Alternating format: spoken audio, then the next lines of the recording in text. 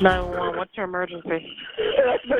Their mother's death was unexpected. And I was just in total shock. Then a neighbor revealed what really happened after she dialed 911. Can we get an address check on this, please? It's horrific.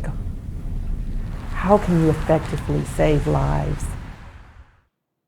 Our investigation, Critical Mistakes, reveals the serious errors and systemic failures made in the Warrensville Heights Fire Department. Failures one family says cost their mother her life. 5 on Your Side investigator Sarah Buttison has their exclusive interview. I think you were probably the only kid Amelia Gray, who rode their bike outside in the rain. and Marcus Morrison's happiest memories were made here at 19219 Landbury Avenue. You remember that? Yeah. So was their worst. It's hard to come back. That just kind of tore us apart, you know. 911, what's your emergency? 911. On September 5th, 2017, at 9:37 a.m., their mother Betty called for help. Okay, what's the address? 19219 Landbury. 19219 Landbury? Right. Minutes later, the 71-year-old grandmother, mother of 3 and retired schoolteacher, was dead. She wasn't just my mom. She had,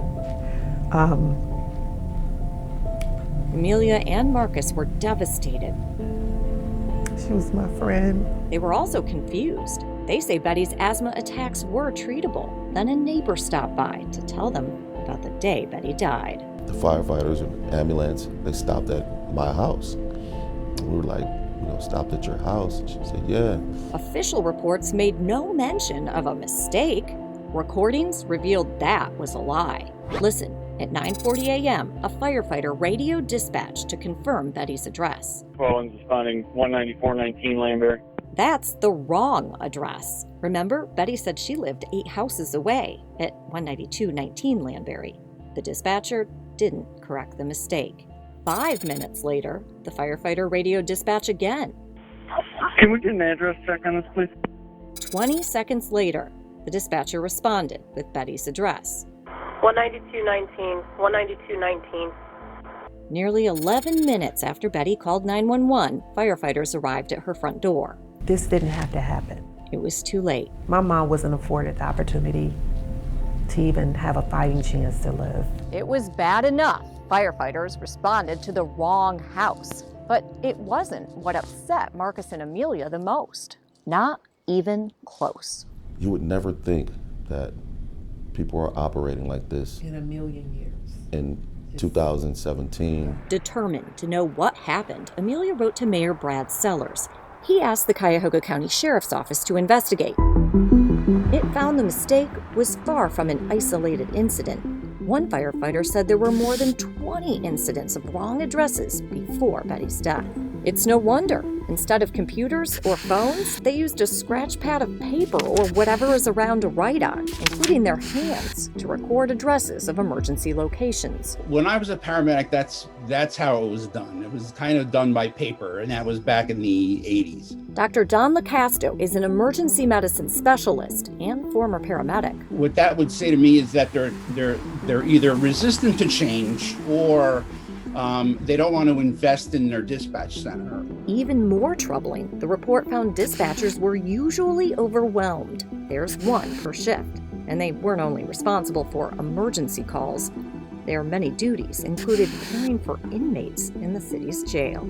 Having one dispatcher doing 8 things, I think, is really stretching that dispatcher's abilities to be efficient. The doctor recommends small cities join regional centers where multiple people take and dispatch calls, because minutes matter when it comes to saving lives. And that's why systems are set up to make sure that people get to the right place at the right time quickly. Warrensville Heights officials say they have no plans to join a regional center, but have made changes.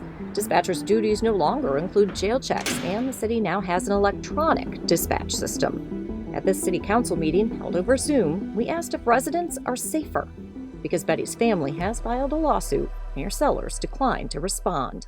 The city's policy has been and always will be to not comment during periods of litigation. Absolutely. Law Director Teresa Beasley wouldn't even let me finish my questions. Okay. Again, I just want to follow up. Regardless of how you frame the question. So that's our thank you. They need to, make sure that this doesn't happen to anyone else. It's been more than 3 years since Betty died. The siblings thought they would still be making memories with their mom, not demanding answers about her death, grieving not only her loss, but the loss of trust in the city they thought would help keep her safe. Never did I think it would end in death. But I guess if you don't get the help that you need, that's probably the outcome. In Warrensville Heights, I'm 5 on Your Side investigator Sarah Buttison. The lawsuit against Warrensville Heights is currently in the Ohio Court of Appeals. So heartbreaking.